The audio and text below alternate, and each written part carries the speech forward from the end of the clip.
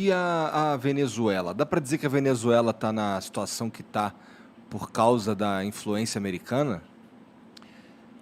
Olha, eu morei na Venezuela em 2001. Ah, Eu terminei o colegial e queria, enfim, fazer outra coisa e morei um tempo na Venezuela e que foram os primeiros anos de Chávez, né? O Chávez ganhou em 98, assumiu em 99 e todos os meus amigos eram chavistas, porque o Chávez era o Zelensky na Ucrânia, um cara totalmente, assim, fora da elite política. Ele tinha dado um golpe de Estado em 92, fracassou, ficou preso. Só que o presidente da época, depois de um tempo, falou: olha, você pode sair da prisão, porque havia alguns seguidores do Chávez e esse presidente queria o apoio desses seguidores. Não se deu conta que quando o Chávez saiu da prisão, começou a montar novamente sua campanha. Depois desse golpe fracassado, ele conseguiu, com esse discurso anti-elite política, porque, como em tantos lugares ao redor do mundo, os venezuelanos cansaram da elite política. E aí, na eleição, em 98, um dos principais partidos teve a grande sacada de nomear como candidata uma Miss Universo.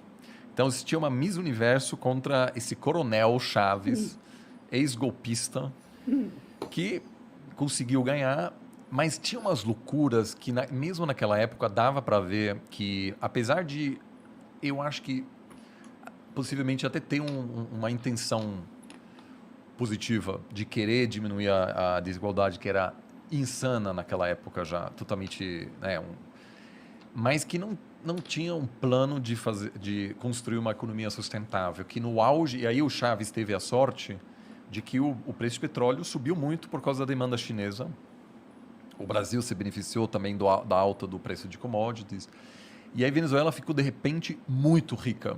Muito rica. Entrou muita grana porque a Venezuela basicamente só exporta petróleo e importa todo o resto. Algumas coisas ela faz, mas é muito pouco. Então, entrou uma grana enorme. E mesmo no auge do preço de petróleo, a Venezuela teve um déficit. Ou seja, gastou mais do que entrou. Caralho. Naquela época, claro, diminuiu a desigualdade, diminuiu. Você tinha naquela época, abriram um monte de faculdades, a situação mudou muito. E eu tenho visitado a Venezuela cada ano, agora a última foi em 2018.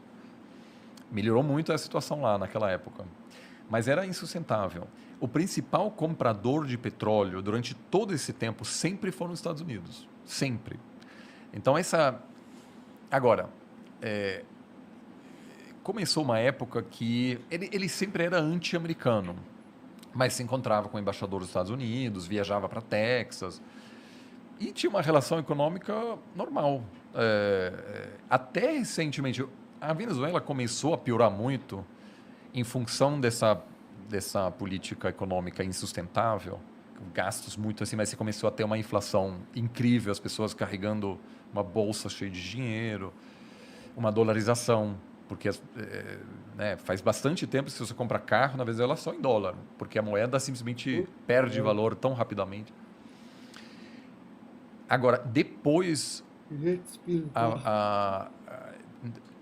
a Venezuela começou a sofrer sanções por parte dos Estados Unidos e aí, obviamente, pirou bastante, mas agora o fluxo de petróleo da Venezuela para os Estados Unidos é muito pequeno e, acima de tudo, a Venezuela vende para a China, para a Índia, para a Turquia. Mas a origem da crise venezuelana acima de tudo, vamos dizer, uma estratégia econômica insustentável que piorou depois em função da crise entre a Venezuela e os Estados Unidos, mas não é a principal causa. Entendi. Porque assim, eu já vi, assim, algumas vezes a gente fala sobre como está a Venezuela e tudo mais, e eu vejo uma galera argumentando que a culpa é do americano. Os Estados Unidos, eu diria assim, eu tenho há muitos anos um programa, não eu, né? A FGV tem um programa de história oral. Então a gente entrevista ex-chefes de Estado em toda a América Latina, muitos diplomatas americanos.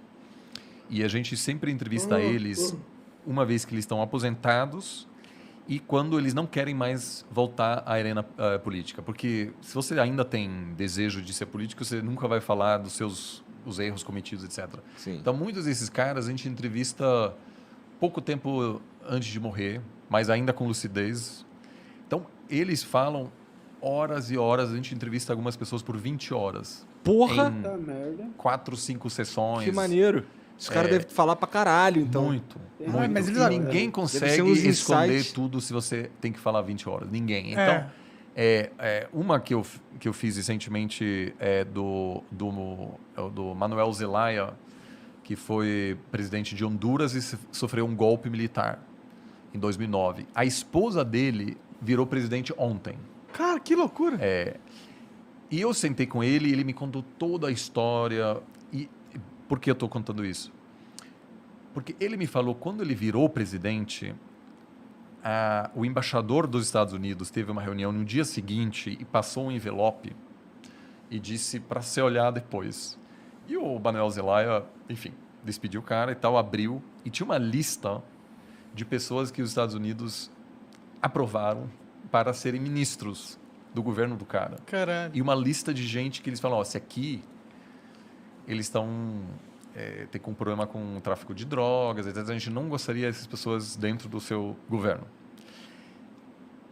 Está no direito dos Estados Unidos entregar esse envelope, mas O que demonstra, né? pô, entendeu? É complicado, assim, são países independentes. Então, eu acho que a relação tão assimétrica nunca é saudável. Assimétrica de um país extremamente poderoso e os países mais Vai frágeis. ser abusivo, né? Sempre. Assim, eu acho que a situação não é mais a mesma durante a Guerra Fria, onde havia um planejamento ativo de derrubar governos anti-americanos, etc. Mas com os Estados Unidos tão presente, é também muito fácil para alguém como um líder nacionalista como Chaves em dizer qualquer problema que nós temos aqui Joga a dentro é culpa culpa dos neles. Estados Unidos. Sim. Então, assim, não tem santo Nesse mundo aí, né? Nesse mundo aí. A Tem influência enorme, a elite política venezuelana é muito envolvida politicamente nos Estados Unidos, então a elite em geral vai por dentista em Miami, é muito perto, todos os filhos estudam nos Estados Unidos, então é uma relação difícil.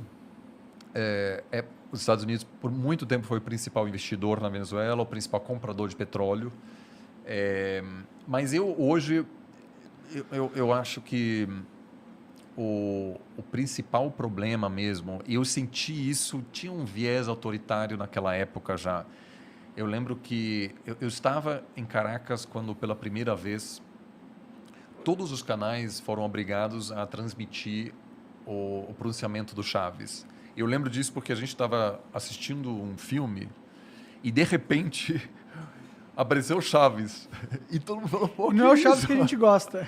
Nem é o Chaves que a gente gosta. Então, assim, não é um democrata também, porque o cara deu golpe de Estado em 92, pode até ele ganhar uma eleição, mas havia bastante clareza de que aquilo era um projeto autoritário a longo prazo, e isso também eu acho que afetou muito a capacidade de tomar decisões econômicas mais equilibradas.